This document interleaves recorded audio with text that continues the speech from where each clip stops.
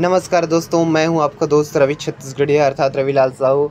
और मैं अभी व्यवस्थित कर रहा हूं अपनी किताबों को, क्योंकि मुझे धार्मिक किताबें पढ़ने का बहुत ही शौक़ है और इच्छा है भी, चूँकि मैं इससे बहुत कुछ सीखते रहता हूं।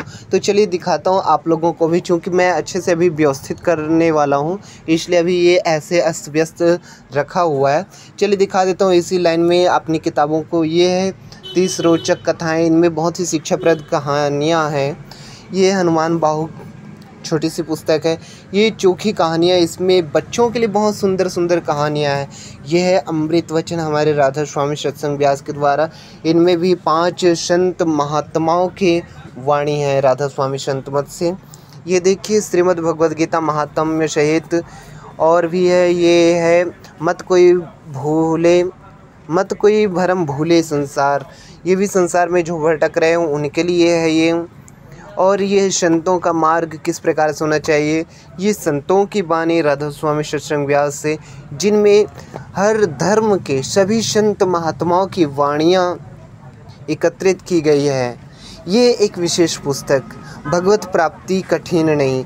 जो कोई संत प्रेमी, भगवत प्रेमी, भगवान की प्राप्ति करना चाहते हैं, वैसे तो मनुष्य शरीर भगवत प्राप्ति के लिए है और भगवत प्राप्ति करना है, तो इस किताब में बताया गया है भगवत प्राप्ति कठिन नहीं है। और दोस्तों जानते हैं आप इस किताब की मूल्य क्या है? मात्र और मात्र 10 रुपये।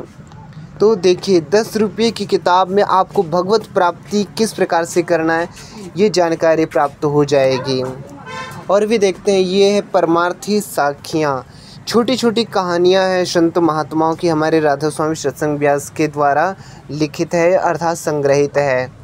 कुछ और भी किताबें जैसे कि ये श्री गुरु गीता, ये बिजनेस के मामले में नेटवर्क मार्केटिंग डॉक्टर उज्ज्वल पाटनी के द्वारा लिखित नेटवर्क मार्केटिंग, कितना सच कितना झूठ। ये कुछ मेरी डायरियाँ हैं। ये है अजय माला की किताब राजनीति प्रश्न पत्र, प्रथम प्रश्न पत्र, जो मैं बीए की भी पढ़ाई कर रहा था उसकी किताबें हैं, एक डायरियाँ हैं। ये है कुछ प्रश्नोत्तर मणिमाला, इनमें भी भगवान के द्वारा कुछ प्रश्न हैं और भगवान के प्राप्ति के लिए किस प्रकार से यत्न करने चाहिए, ये सब प्रश्नों के उत्तर हैं। ये है पौराणिक कहानियाँ, जिसे आप मेरे YouTube चैनल पर भी सुन सकते हैं। ये कुछ डायरियाँ हैं। ये रामचरितमानस का संदेश है, जो कि रामचरितमानस हमारा प्रमुख धर्म ग्रंथ है, उसका ये निचोड़ है। हऊ जीवा नाम धिया, ये संत मत का है। तन मन से परे की यात्रा किस प्रकार से करने हैं, ये देख सकते हैं। एक बहुत ही सुंदर किताब, आपके अवचेतन मन की शक्ति, अंतर्राष्ट्रीय बेस्ट सेलर, अनुवाद किया गया है ये मंजुला डोभाल के द्वारा। ये है शिक्षाप्रद 11 कहानियाँ, इसको भी आप मेरे YouTube चैनल पर भी सुन सकते हैं। और भी देखते हैं, ये बच्चों के लिए भी बड़ों के लिए भी, राजा राम, ये थोड़ा सा फट गया है किताब। और देखिए एक नई बात, इसमें भी अच्छी अच्छी बातें बताई गई है। ये मेरा किताब है श्री रामचरितमानस, जिसको मैं पढ़ते रहता हूँ। ये भी बड़े साइज़ में है, ये मझला साइज़ में है रामचरितमानस। ये मेरी डायरी, जिसमें मैं कुछ गीत वगैरह लिखते रहता हूँ। ये सबके स्वामी जी, स्वामी विवेकानंद जी के जीवन परिचय का संक्षिप्त बातें बताई गई उसमें। यह श्रीमद् भगवद गीता, जिसको मैं पढ़ते रहता हूँ। ये वर्तमान शिक्षा के बारे में, वर्तमान शिक्षा, आज की शिक्षा पद्धति कैसी है उसके बारे में बताया गया है और कैसा होना चाहिए, ये विशेष महत्वपूर्ण है। ये मेरी एक बहुत ही पुरानी किताब, परफेक्ट इंग्लिश स्पीकिंग कोर्स, 30 दिन में बिना अटके अंग्रेजी बोलने का सरल कोर्स, लेकिन मैं आज तक इसको पूरा नहीं पढ़ पाया हूँ। ये है भजन सरिता, इसमें भजन लिखे हुए हैं।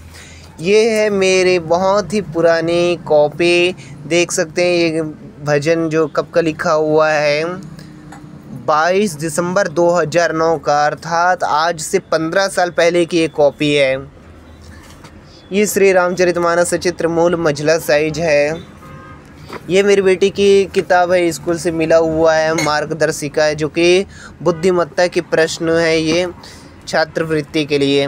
ये श्री कृष्ण की किताब, जिसमें श्री कृष्ण जी के बारे में छोटी छोटी कहानियों के स्वरूप बताए गए चित्रावली के साथ।